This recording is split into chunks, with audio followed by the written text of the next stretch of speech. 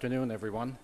For those of you who don't know, Nova Scotia is on the east coast of Canada, and right at the end of the province there's this little island that has a causeway connecting it to Nova Scotia, and when I go back I'm going to blow it up.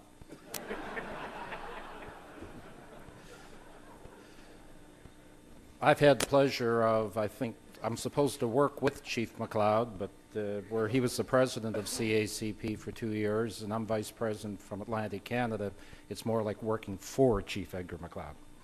But everyone has their millstone around their neck, and I have mine. Civilian oversight. I'm going to touch on a few things that are fairly academic. I was sitting this morning listening, and from what I could see, everyone's touched on just about all of my topics, so I hope not to bore you all too much. As you're aware, there are two major principles that we as police and police chiefs hold in high esteem on a day-to-day basis, and that is the principle of police independence, while at the same time being accountable to the law and to the communities we serve. The police chief's whole issue has in some cases been like oil and water. They just do not mix well.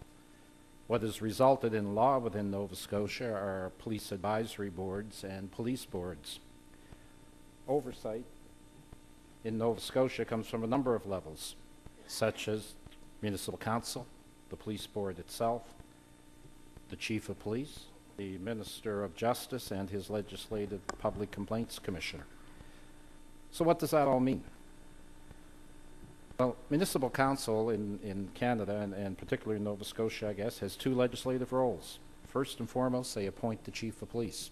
So if you think that that doesn't influence you in some way, you'd be wrong. And they also have the global approval of the police budget, so I'm sure that impacts most of us.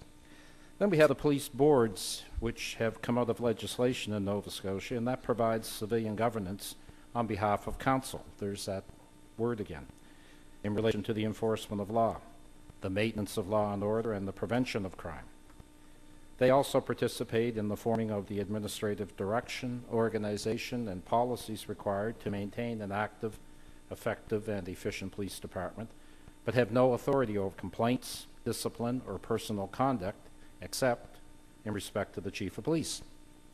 Further, they have no authority over the day-to-day operational matters, including specific investigations or specific prosecutions. So what does that mean?